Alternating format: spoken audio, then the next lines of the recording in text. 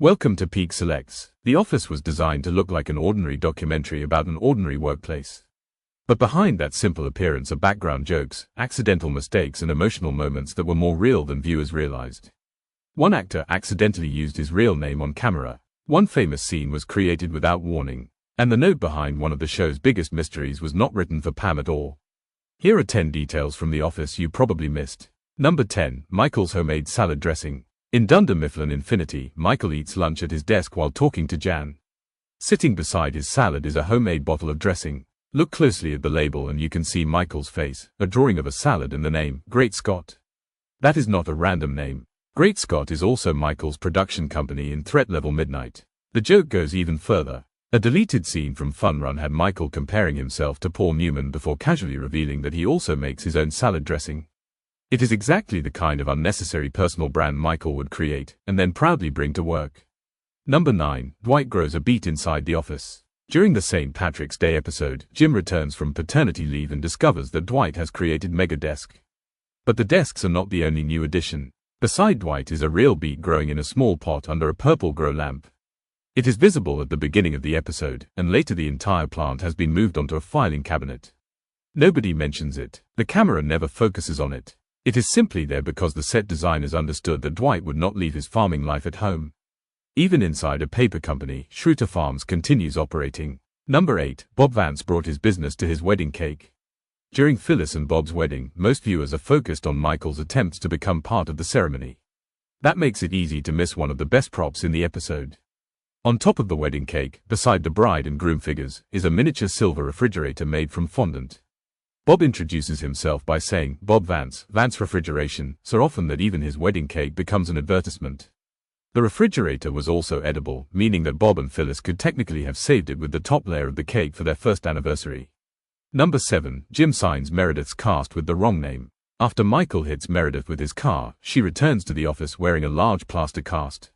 Meredith asks Jim to sign it, creating one of their most uncomfortable interactions. But pause when Jim finishes writing. He does not sign Jim Halper. John Krasinski accidentally wrote his real name on the cast. Kate Flannery later confirmed that the scene came from their first take. The performances were good enough that the editors kept it, even though Krasinski briefly forgot he was playing a character. Flannery also kept that exact cast after the series. Number 6. Jim and Pam kissed before Casino Night. Casino Night is remembered as the moment Jim finally confesses his feelings and kisses Pam. Emotionally, it is their defining first kiss. Technically, however, it is not the first time their lips touch on screen. In the Dundies, Pam becomes drunk after winning the Whitest Sneakers award. During her celebration, she unexpectedly kisses Jim in front of everyone. The moment happens quickly, and neither character treats it as a serious romantic breakthrough. That is why many viewers mentally erase it and remember Casino Night as their first kiss. But on screen, Pam kissed Jim almost an entire season earlier. Number 5. The Casino Night continuation was filmed after the hiatus. The third season premiere begins by showing what happened immediately after Jim and Pam's Casino Night kiss. It looks like one continuous scene. It was not. The original kiss had already been filmed for the second season finale. When production returned for season 3, Jenna Fisher and John Krasinski had to recreate the exact moment. The crew used reference photographs to match their hair, clothing, hand positions and body placement. Fisher even wore the same dress. However, the new camera angle required the actors to move slightly farther down Jim's desk. Compare the scenes closely and the small change in position becomes visible. What appears to be a few uninterrupted seconds was actually filmed on opposite sides of the production break. Number 4. Dwight reveals his connection to Angela in the pilot. While unpacking his desk in the very first episode, Dwight quietly hums, "The Little Drummer Boy."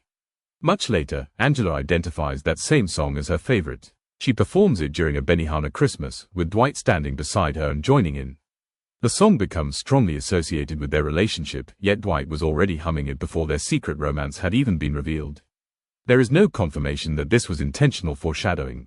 Angela Kinsey herself has said it may have been a coincidence. Either way, it creates an unexpectedly perfect connection between the pilot and their later story. Number 3. Pam's watercolor has its own hidden storyline. After Pam's art show, Michael buys her watercolor of the Dunder Mifflin building and hangs it near his office. From that point forward, it remains in the background as a quiet reminder of Michael supporting Pam when almost nobody else did.